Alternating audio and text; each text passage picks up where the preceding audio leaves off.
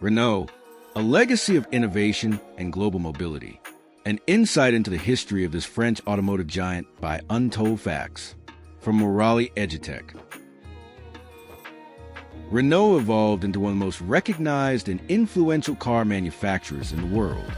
Renault's early fame came from its engineering prowess and success in motorsport, especially in the early 20th century. The Renault Corporation was established in 1899 under the name Société Renault Frères by Louis Renault along with his brothers, Marcel and Fernand.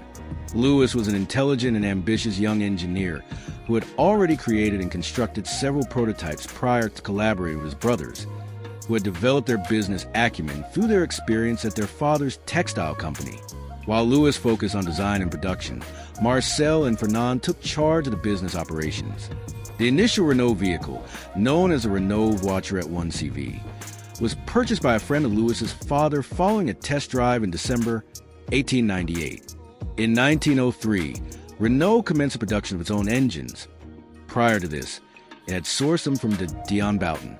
The first substantial sale occurred in 1905 when Société Automobiles de Place acquired Renault AG1 vehicles to create a taxi fleet. These cars were subsequently utilized by the French military for troop transport during World War I, earning them the moniker Taxi de la Marne. By 1907, a notable portion of the taxis in London and Paris had been manufactured by Renault. Meanwhile, Renault became the top-selling foreign brand in New York during the years 1907 and 1908. Renault established its reputation for innovation quite early in its history. During that period, automobiles were considered luxury goods produced without the benefits of assembly line technology. During 1905, the company implemented mass production methods and adopted Taylorism in 1913. Renault traveled to the Highland Park factory to meet Henry Ford and incorporated several manufacturing principles learned during his visit. In the years leading up to the war, Renault produced buses and commercial cargo vehicles. The company's initial true commercial truck was launched in 1906. Subsequently, Renault played a significant role as a pre-war manufacturer of aircraft engines. The company ventured into this field in 1907, introducing the first of a line of air-cooled V8 engines. Notably, the Renault 90 horsepower was showcased at the 1911 Salon de l'Aéronautique in the Grand Palais, Paris, marking it as the world's first V12 aircraft engine. Louis Renault enlarged Renault's scope after 1918, producing agricultural and industrial machinery. The pre-First World War cars had a distinctive front shape caused by positioning the radiator behind the engine to give a so-called coal scuttle bonnet. The Renault Viva 6 Model PG1 was sold as executive sports model beginning in 1927. The straight 8-cylinder Reina Stella was introduced in 1929 and expanded to a range culminating in 1939 Superstella. In 1936, the Billancourt factory had been the scene of violent political and industrial unrest that had surfaced under Léon Blum's Popular Front government. In the aftermath of the war, European politics swiftly became divided between communists and anti-communists.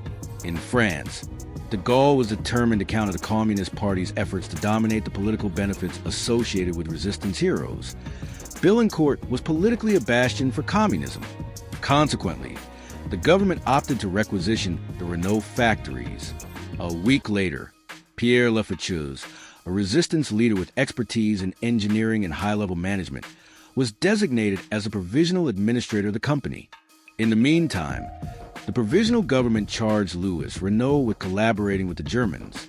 During the chaotic environment of the early days following liberation, amidst numerous unfounded allegations, Renault was counseled by his legal team to appear before a judge. He presented himself to judge and was arrested alongside several other leaders from the French automobile industry. The severe measures taken by Renault during the strikes of 1936 to 1938 had resulted in his loss of political support, leaving him without any assistance. He was detained at Fraynes prison, where he passed away under ambiguous circumstances, while awaiting trial.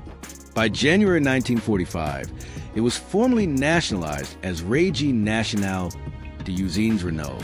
In the early 1950s, Renault assembled at least two models, Standard Saloon and Deluxe Saloon in England. During the war, Louis Renault quietly developed a rear-engine 4CV, which was later introduced under the Lefaucheuse brand in 1946. Shortly after, Renault unveiled its flagship model, the predominantly traditional 2-liter 4-cylinder Renault Frégate. Following the triumph of the 4CV, Lefaucheuse persisted in challenging the post-war French Ministry of Industrial Production, which aimed to shift Renault's focus exclusively to truck manufacturing. By leading the advancement of its successor, he managed the prototyping of the Dauphine. Renault subsequently introduced 2 successful models, the Renault 4, 1961 to 1992, and the rear-engine Renault 8. Following the success of the Renault 8, the larger Renault 10 was released, marking the end of rear-engine design for the brand. The company also found success with a more contemporary and upscale Renault 16, a groundbreaking hatchback that debuted in 1966, which was later joined by the smaller Renault 6.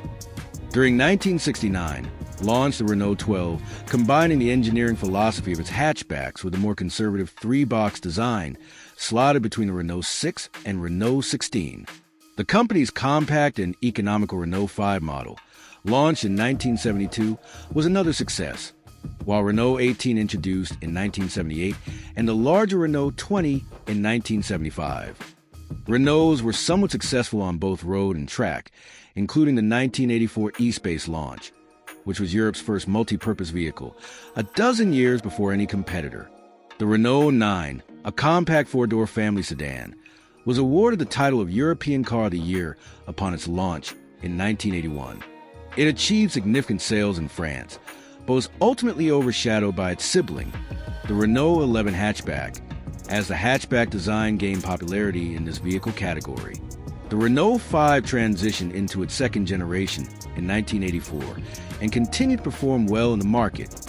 The long-standing Renault 18 was succeeded by the Renault 21 in early 1986, which included a 7-seater estate model known as the Nevada or Savannah, depending on the market.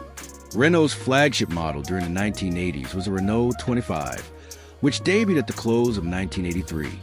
In the early 1990s, Renault introduced a series of successful new vehicles, supported by an enhanced marketing strategy in European markets, which included the launch of the Clio, a replacement for the 5, in 1990. Other important launches included the third-generation E-Space in 1996 and the innovative Twingo in 1992, the first car to be marketed as a city car MPV. It was eventually decided that the company's state-owned status was a detriment. By 1994, plans to sell shares to public investors were officially announced and privatized in 1996.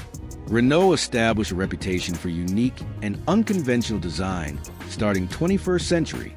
The second generation of the Laguna and Megane showcased bold, angular designs that ultimately proved to be successful.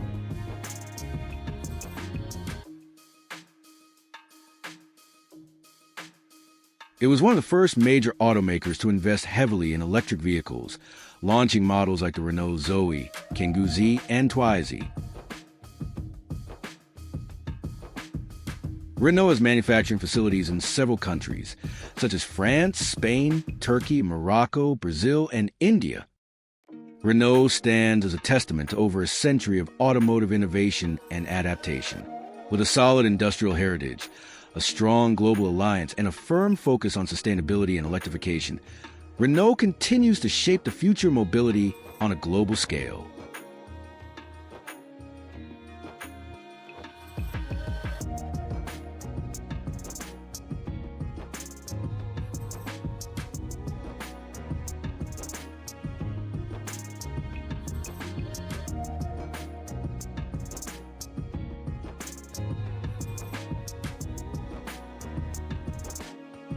Thanks for viewing this presentation. Please share and subscribe to our channel.